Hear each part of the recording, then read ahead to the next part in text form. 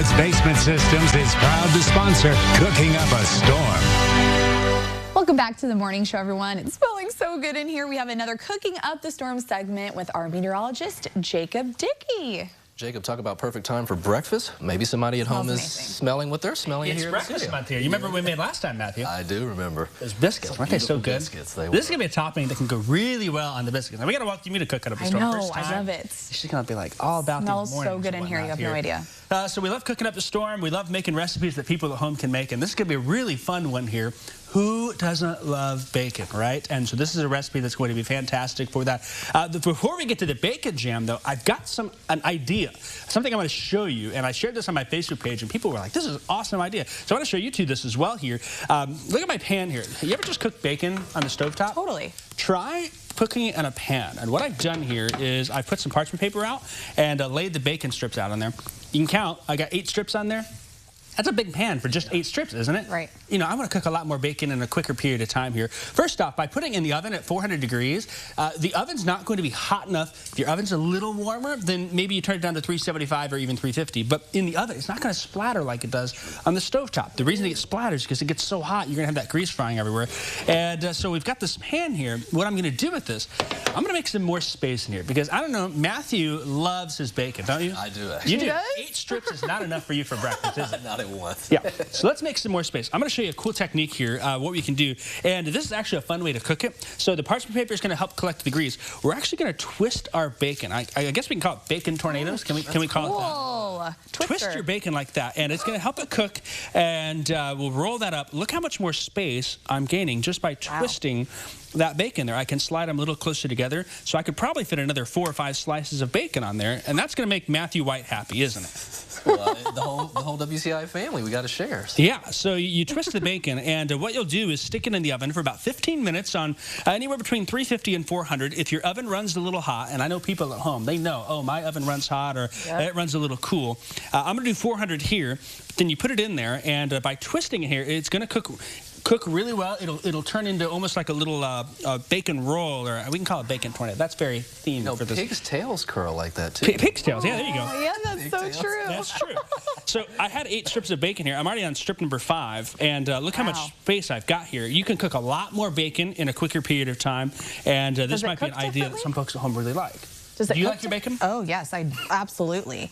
Does it cook differently when you do that? Not really. You're still going to have crispy bacon, and after the first 15 minutes, what you'll want to do then is cook it to your consistency. Some people like their bacon really crispy. Yep, some people want it just slightly crispy. So you can cook it after that first 15 minutes to your likeness there. You also want to rotate it and flip it to do that. All right, so there's my rolled bacon tornadoes here.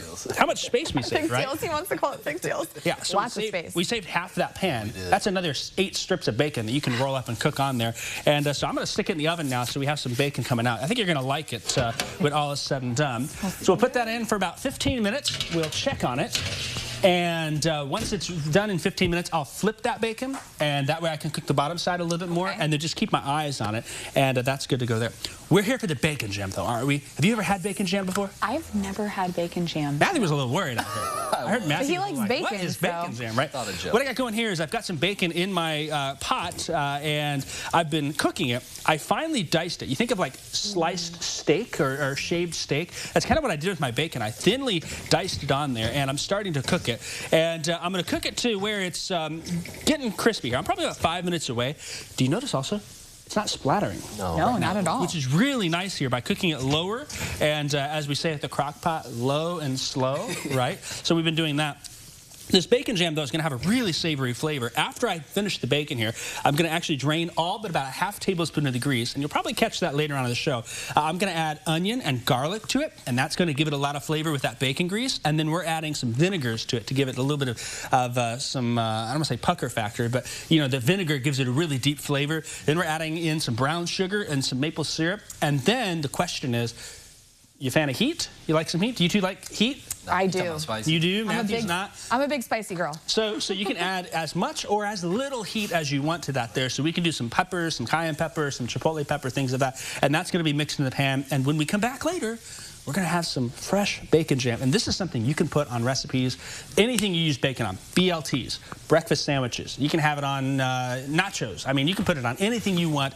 And there's a little concern in your face, like this jam, right? It's jam. I don't like that it's called jam. That's probably what's throwing me off. Maybe we'll have to come up with a different name for it. But you're going to have it and say, yes, this is a great recipe. And so that's what we're going to work on the rest of the hour. All righty. I'm so excited. It smells fantastic. It's perfect timing for it. We haven't eaten yet, but still come though on the morning show. Right, and of course, we hope you're still hungry as we check back in with our meteorologist, Jacob Dickey. Jacob, tell us about the ingredients you're adding to our bacon jam. Yeah, so Matthew, we started with the bacon. I've cooked that. I pulled that to the side here. It's drained, and then in my pot here, you might be able to bring that camera overhead now real quick. What I've got going is my onions and garlic have sauteed. Then I added my vinegars, my brown sugar, and my water, and now we're going to let that reduce a little bit. During the break here, I'm adding my bacon. I'm adding some maple syrup, and I'm adding a little bit more flavor to that.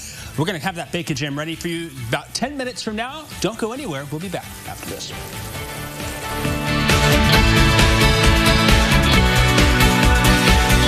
Woods Basement Systems is proud to sponsor Cooking Up a Storm. Welcome back to the morning show, Jacob. You're getting somewhere. I hear you make it extra spicy for Matthew. Yeah, that's right.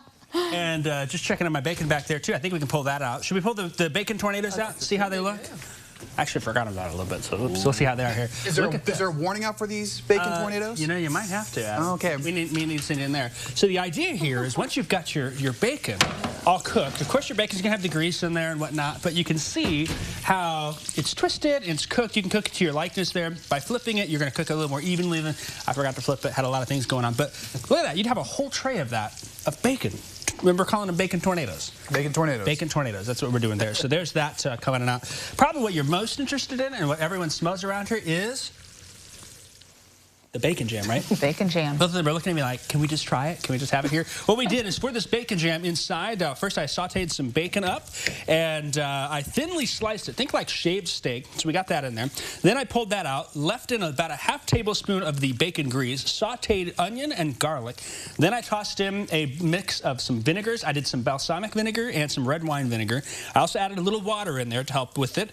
And then once we did that, brown sugar. We added a little bit of chipotle chili powder in there. Not enough to make Matthew upset. Maybe Taylor would like a little more of that. And we put that on in there. And this is what we've come up with here. I'm going to let it cool a little bit. You can see it steaming. A little bit liquidy right now.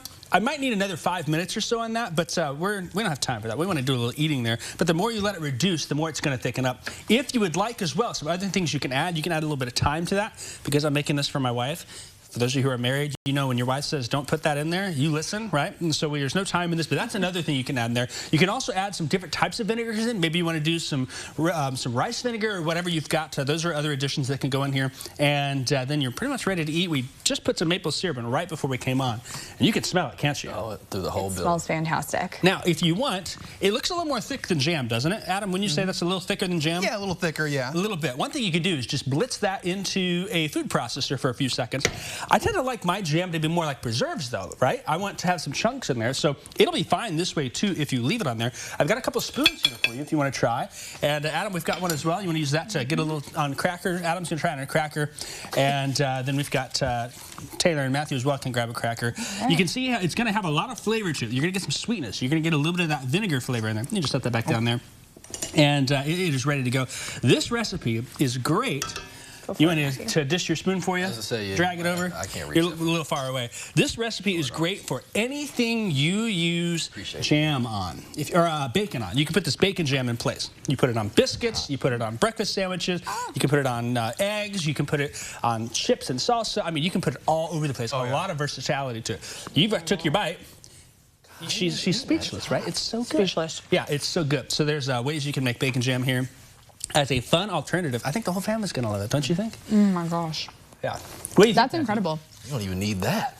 I know, you don't even need this. You can eat it by itself. I ran out of biscuits last time. I was going to freeze some of them, and then Matthew ate all my biscuits, and so No, I'm just But, kidding. Yeah, he's going for seconds here. The idea is you can put that on breakfast sandwich. My wife and I discovered this when we were in Michigan. There was a restaurant we loved, and we loved their bacon jam. And I have a guilty, some people call it a beige flag, where if I try something really good, I want to recreate it and try and make it. And that's where this recipe came about here. You're going for bite number 3. What do you think? Wait a minute. Hold on. I was just getting what was left on that. That's all. my gosh. That's all. No, I was just getting what's left on there. My I got to try it myself.